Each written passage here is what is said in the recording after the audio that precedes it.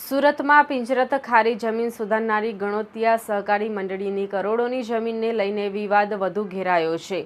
મંડળીના પૂર્વ પ્રમુખ ચંપકલાલ પટેલે વર્તમાન હોદ્દેદારો પર અંદાજે 1400 થી 1500 કરોડ રૂપિયાના જમીન કૌભાંડના ગંભીર આક્ષેપો કર્યા છે। આક્ષેપોને સમર્થન આપતા ઓડિયો, વિડીયો અને દસ્તાવેજી પુરાવા જાહેર કરવા માટે પ્રેસ કોન્ફરન્સ યોજાઈ હતી। સુરતમાં યોજાયેલી પ્રેસ કોન્ફરન્સમાં ધી પિંજરત ખારી જમીન સુધારનારી ગણોતિયા સહકારી મંડળીના પૂર્વ પ્રમુખ ચંપકલાલ વિઠ્ઠલભાઈ પટેલે મંડળીની અંદાજે 280 વીંઘા જમીનને લઈને ગંભીર આક્ષેપો કર્યા છે।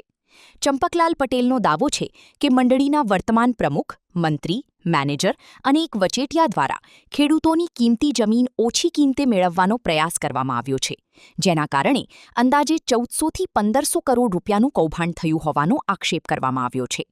પ્રેસ કોન્ફરન્સ દરમિયાન આક્ષેપોને સમર્થન આપતા ઓડિયો, વિડીયો અને અન્ય દસ્તાવેજી પુરાવા રજૂ કરવાનો દાવો પણ કરવામાં આવ્યો હતો। સાથે જ મુકેશ સોની નામના વ્યક્તિ પાસે મંડળીના મહત્વના દસ્તાવેજો હોવાનો પણ આક્ષેપ કરવામાં આવ્યો છે। પૂર્વ પ્રમુખે સમગ્ર મામલે નિષ્પક્ષ તપાસની માંગ કરી છે અને જવાબદારો સામે કાયદેસરની કાર્યવાહી કરવાની માંગ ઉઠાવી છે। અગાઉ જે આપણે પ્રેસ કોન્ફરન્સ રાખેલી તેના ખુલાસા બાબતમાં એક પેટા સભાસદ જસવંતભાઈએ ખુલાસો જે આપેલો અને એમણે જે ખુલાસા કરેલા એ તદ્દન ખોટા છે। તે બાબતના અમે ખુલાસા આજ રોજ કરીએ છીએ અને એમણે એવું કીધું હતું કે અમે જમીન વેચવા નથી નીકળ્યા, તો એ જમીન નથી વેચવા નીકળ્યા। તે બાબતના અમે આ પુરાવા આપીએ છીએ। પ્રમોદભાઈ પોતે પોલીસ સ્ટેશનમાં જવાબ આપેલા છે કે આ તારીખે અમે જમીન વેચવા માટેની સંમતિ બાબતમાં સહી કરવા માટે દરેક સભાસદને બોલાવેલા, તેનો આ પુરાવો છે। બીજી વસ્તુ એમનું કહેવું એમ છે કે ચંપકભાઈ સભાસદ છે જ નહીં, તો આ ઓડિયો તમે આ વિડીયો જોઈ લો કે વિડીયોમાં પ્રમોદભાઈ શું કહે છે, સહી કરવા માટે જબરજસ્તી કરે છે, તે બાબતના તમને આ પુરાવા છે। નરેશભાઈ લલ્લુ જે મને ધમકી આપે છે તે બાબતના ઓડિયો તમે સાંભળી લો, બરાબર। મેં મારી કામગીરી કરી છે કે મંડળીનું નામ સુધાર્યું છે, તો તે બાબતના પુરાવા છે। મંડળીમાં માપણી કરી છે તે વખતના જે સર્વેર હાજર રહેલા, જે વ્યક્તિ હાજર રહેલા છે તેમની સાઇન સહિતનો જવાબ હાજર છે। જ્યારે અત્યારે 27 જે એમણે માપણી કરાવી છે તેમાં ફક્ત ને ફક્ત પ્રમોદભાઈની જ સહી છે, તો ત્યારે શું કોઈ હાજર જ નહીં હતું? અને એમણે જે બતાવ્યા છે આ પ્રમાણેના હિસ્સા, તો સ્થળ પર આ પ્રમાણેના કબજા ક્યાં છે? 10 છે।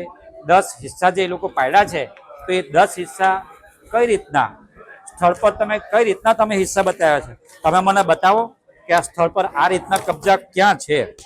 સ્થળ પર આ રીતના કબજા ક્યાં છે મને બતાવો। તમે એફિડેવિટમાં લખો છો કે આ જે સ્થળ પર કબજા પ્રમાણે અમને હિસ્સા પાડે, સ્થળ પર આ પ્રમાણે 10 હિસ્સા છે જ નહીં, તો તમે આ પ્રમાણે એફિડેવિટ કરીને કઈ રીતના તમે બ્લોક વિભાજન કરી શકો? તમે સરાસર ખોટું બોલો છો। ખરેખર પ્રમુખ અને સેક્રેટરીએ ખુલાસો આપવાનો છે, તેની જગ્યાએ એક પેટા સભાસદ જે છે એ આ ખુલાસો આપે છે। જસવંતભાઈ પોતે આ 12 મહિનાથી આ મંડળીમાં જોડાયેલા છે, એમને આ મંડળીનું કોઈ કશું ખબર જ નથી કે કેટલી જમીન છે, કેટલા બ્લોક છે અને ભાગલા માટેની પ્રોસેસ ચાલે છે તે એમને જ ખબર નથી।